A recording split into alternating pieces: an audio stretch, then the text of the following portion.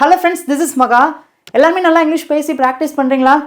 இங்கே நான் தமிழில் பார்த்தீங்கன்னா 3 சென்டென்ஸ் எழுதியிருக்கேன். இந்த 3 சென்டென்ஸுமே பார்த்தீங்கன்னா பார்க்க பெரிய சென்டென்ஸ் மாதிரி தெரியும். ஆனால் இந்த வீடியோ முடியும் போது இந்த சென்டென்ஸை உங்களால் ஈஸியாக இங்கிலீஷில் பேசி பழக முடியும். ஃபர்ஸ்ட் ஒன் பாருங்களேன்.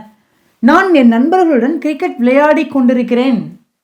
நான் உங்களுக்கு புரியறதுக்காக டென்ஸ் வச்சு நான் சொல்லிக் கொடுக்க போகிறேன். ரொம்ப ஈஸியாக இருக்கும். சின்ன குழந்தைங்களுக்கு புரிய வைக்கிற மாதிரி புரிய வைக்க போகிறேன். இது எப்படி பேசலாம் பாருங்களேன். இந்த சென்டென்ஸ் பார்த்தீங்கன்னா ப்ரெசென்ட்டில் இருக்குது, கண்டினியூவாக இருக்குது. பேசலாமா?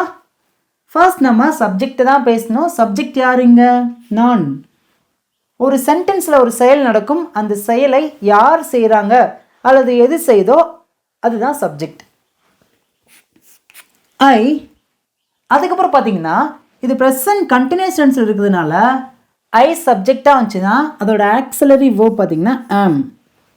அதுக்கப்புறம் நம்ம வேர்பை பேசணும். இங்கே என்ன வேர்ப் இருக்குது? விளையாடுறது தான், ப்ளே. ஆனால் இந்த வேர்போட நம்ம ஐஎன்ஜி சேர்த்து பேசணும். ஏன்னா ப்ரெசன்ட் கண்டினியூஸ் டென்ஸில் இந்த சென்ஸை நம்ம பேசுகிறோம். விளையாடி கொண்டிருக்கிறேன். இந்த ஐஎன்ஜியோட மீனிங் என்ன அப்படின்னா கொண்டிருக்கிறேன். புரிஞ்சா? தொடர்ச்சியாக ஒரு செயலை, விளையாடுற ஒரு செயலை செய்து கொண்டிருக்கிறேன். I am playing. நான் விளையாடி கொண்டிருக்கிறேன். என்ன விளையாடி கொண்டிருக்கிறேன் அப்படின்னா cricket. I am playing cricket. நான் கிரிக்கெட் விளையாடி கொண்டிருக்கிறேன். இன்னும் இந்த சென்ஸ் முடியல. நான் யாருடன் கிரிக்கெட் விளையாடி கொண்டிருக்கிறேன் பாருங்க. என் நண்பர்களுடன், என்னுடைய நண்பர்களுடன். இதை எப்படி பேசலாம் சொல்லுங்க பார்க்கும். My friends. That's all. அவ்வளோதான். எல்லாரும் சேர்ந்து பேசலாமா? I am playing cricket with my friends. With my friends அப்படின்னா என்னுடைய நண்பர்களுடன். மை அப்படின்னா என்னுடைய. வித் மை ஃப்ரெண்ட்ஸ் அப்படின்னா என்னுடைய நண்பர்களுடன். வித் அப்படின்னா தமிழில் உடன் அப்படின்னு சொல்லுவோம். புரிஞ்சிச்சா? நீங்கள் பேசுகிறீங்களா? பேசுங்க பார்க்கும். சூப்பருங்க. இப்போ இதே சென்டென்ஸில் பாஸ்டில் எப்படி கண்டினியூவாக பேசலாம்னு சொல்லிட்டு பார்க்கலாமா? நான் நேற்று என் நண்பர்களுடன் கிரிக்கெட் விளையாடி கொண்டிருந்தேன். பாஸ்ட்ல விளையாடுற ஒரு செயலை நான் கொஞ்ச நேரம் தொடர்ச்சியாக செய்து கொண்டிருந்தேன். பேசலாமா? எப்படி பேசலாம்? இதே சென்டென்ஸோட ஸ்ட்ரக்சர் தான் இங்கே வரப்போகுது. என்ன அப்படின்னா அதோட ஆக்சிலரி வேர்ப் மட்டும் மாறும். பேசலாமா?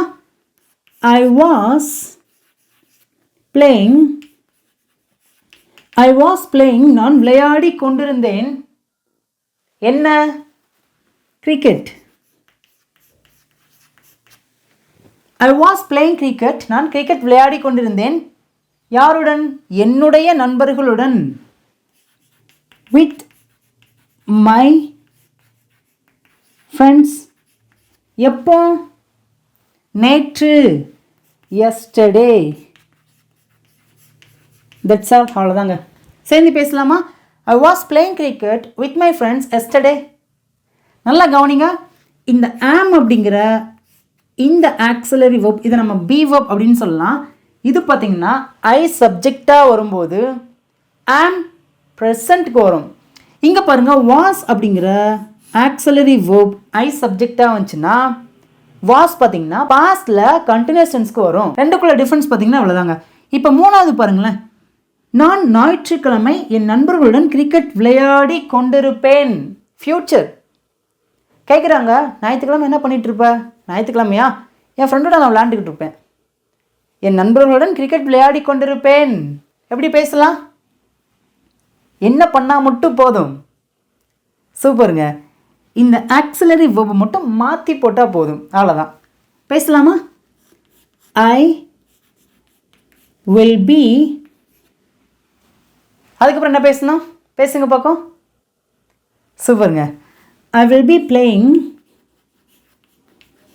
என்ன? கிரிக்கெட். யார் கூட? With my friends. எப்போ? ஞாயிற்றுக்கிழமை. இங்கே டைரக்டாக நம்ம சண்டே அப்படின்னு பேசக்கூடாது. என்ன பண்ணணும்? இதுக்கு முன்னாடி ஒரு ப்ரிப்போசிஷன் வச்சு பேசணும். ஆன் அப்படிங்கிற ப்ரிப்போசிஷன் வச்சு பேசணும். பேசலாமா? I will be playing cricket with my friends on Sunday. Okay friends, நம்ம present, past, future continuous tense வச்சு இன்னுமே நம்ம நிறைய எக்ஸசைஸ் பார்க்கலாமா? Okay friends, இப்போ உங்களுக்கான டெஸ்ட் வந்துருச்சு. இங்க நான் 3 தமிழ் சென்டென்ஸ் எழுதிருக்கேன். 3 சென்டென்ஸ்மே பாத்தீங்கன்னா கண்டினியூஸ் டென்ஸ்ல இருக்கக்கூடிய சென்டென்ஸ் தான். உங்களுக்கு ஆன்சர் தெரிஞ்சுனா உங்களுடைய ஆன்சர் கமெண்ட்ல என் கூட சேர்ந்து பின்னாடி ஆன்சர் பண்ணிட்டே வாங்க. ஃபர்ஸ்ட் ஒன் பாருங்க. நான் சென்னைக்கு போய் கொண்டிருக்கிறேன்.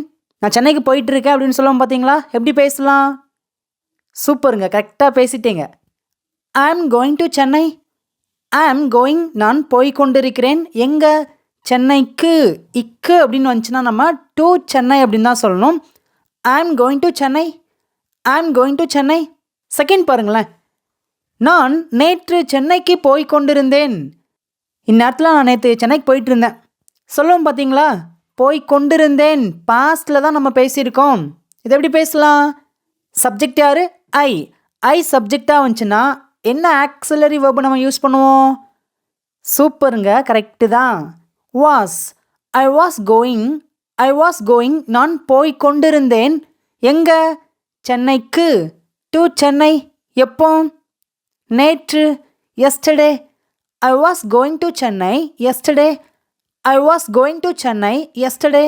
இப்போ தேர்ட் பாருங்க. நான் நாளை சென்னைக்கு போய் கொண்டிருப்பேன். நான் ஒரு ஃபங்க்ஷனுக்கு எங்கள் ஊருக்கு வந்திருக்கேன். ஃபங்க்ஷன் இன்றைக்கி நைட்டு முடிஞ்சிடும். நான் சொல்லுவேன் நாளைக்கு நேரத்தில் நான் சென்னைக்கு போயிட்டுருப்பேன். ஃப்யூச்சரில் ஒரு செயலை நான் தொடர்ச்சியாக செய்து கொண்டிருப்பேன் அப்படின்னு சொல்ல வந்திருக்கேன். புரிஞ்சிருச்சா? சப்ஜெக்ட் பார்த்திங்கன்னா ஐ சப்ஜெக்டாக வந்துச்சுன்னா ஃப்யூச்சரில் அதோட ஆக்சிலரி வெர்ப் என்ன அப்படின்னா வில் பி. எந்த சப்ஜெக்ட் வந்தாலும் வில் பி தான் நம்ம பயன்படுத்தணும். பேசலாமா? I will be going to Chennai. I will be going to Chennai. நான் சென்னைக்கு போய் கொண்டிருப்பேன். எப்போ? நாளை. டுமாரோ. சேர்ந்து பேசலாமா? I will be going to Chennai tomorrow. I will be going to Chennai tomorrow. இப்போ இதே 3 டென்ஸில் இங்கே நான் 3 சென்டென்ஸ் எழுதியிருக்கேன். சப்ஜெக்டும் மாறிடுச்சு, வேர்பும் மாறிடுச்சு. தயவு செய்து உங்களுடைய ஆன்சரை கமெண்ட்டில் நீங்கள் டைப் பண்ணிட்டே வாங்க. It's good practice. First one பாருங்க. அவர்கள் சென்னையிலிருந்து வந்து கொண்டிருக்கிறார்கள். அவங்க சென்னையிலேருந்து வந்துட்டு இருக்காங்க. எப்படி பேசலாம்? இதில் சப்ஜெக்ட் யார்? அவர்கள் அப்படின்னா தே அப்படின்னு சொல்லுவோம். தே சப்ஜெக்டாக வந்துச்சுன்னா அதோட ஆக்சிலரி வெர்ப் என்ன? சூப்பருங்க, கரெக்டாக சொல்லிட்டீங்க. நமக்கு எல்லாருக்குமே தெரியும் தே சப்ஜெக்டாக வந்துச்சுன்னா ஆர் தான் அதோட ஆக்சிலரி வெர்ப். அதுக்கப்புறம் வெர்போட ஐஎன்ஜி சேர்த்து பேசணும். இங்கே என்ன வெர்ப் இருக்குது? வர்றது. தே ஆர் கம்மிங் அவர்கள் வந்து கொண்டிருக்கிறார்கள். எங்கே இருந்து? சென்னையில் இருந்து. இருந்து அப்படின்னா ஃப்ரம் அப்படின்னு சொல்லுவோம். சென்னையில் இருந்து அப்படின்னா from Chennai. They are coming from Chennai. அவர்கள் சென்னையிலிருந்து வந்து கொண்டிருக்கிறார்கள். ஈஸியாக இருக்கா? இப்போ செகண்ட் சென்டென்ஸ் பாருங்களேன். அவர்கள் நேற்று சென்னையிலிருந்து வந்து கொண்டிருந்தார்கள். இந்நேரத்துக்கு நேற்று அவங்க சென்னையிலேருந்து வந்துட்டு இருந்தாங்க. எப்படி பேசலாம்? இங்கே சப்ஜெக்ட் யார்? தே சப்ஜெக்டாக வந்துச்சுன்னா அதோட பாஸ்ட் ஆக்சிலரி வெர்ப் என்ன? வர். பேசலாமா? They were coming. அவர்கள் வந்து கொண்டிருந்தார்கள். எங்கேருந்து? சென்னையிலிருந்து. From Chennai. They were coming from Chennai. அவர்கள் சென்னையிலிருந்து வந்து கொண்டிருந்தார்கள். எப்போ? நேற்று. Yesterday. They were coming from Chennai yesterday. They were coming from Chennai yesterday. That's all. அவ்வளோதான். இப்போ ஃபைனல் சென்டென்ஸ் பாருங்களேன். அவர்கள் நாளை சென்னையிலிருந்து வந்து கொண்டிருப்பார்கள். நாளைக்கு இந்நேரத்தில் அவங்க சென்னையிலேருந்து வந்துட்டு இருப்பாங்க. They will be coming from Chennai tomorrow. They will be coming from Chennai tomorrow. Okay friends, I hope உங்களுக்கு இந்த கான்செப்ட் தெளிவாக புரிஞ்சிருக்குன்னு சொல்லிட்டு நான் நினைக்கிறேன். இப்போ உங்களுக்கான டெஸ்ட் வந்துருச்சு. இதுக்கு நான் ஆன்சர் பண்ண மாட்டேன். இதுக்கு நீங்கள் தான் ஆன்சர் பண்ண போகிறீங்க. இங்கே இருக்கிற 3 சென்டென்ஸ்க்கும் எல்லாருமே மறக்காமல் கமெண்ட்டில் ஆன்சர் பண்ணுங்கள். இனிமேல் இது போல் நிறைய வீடியோஸ்லாம் நான் உங்களை பார்க்குறேன்.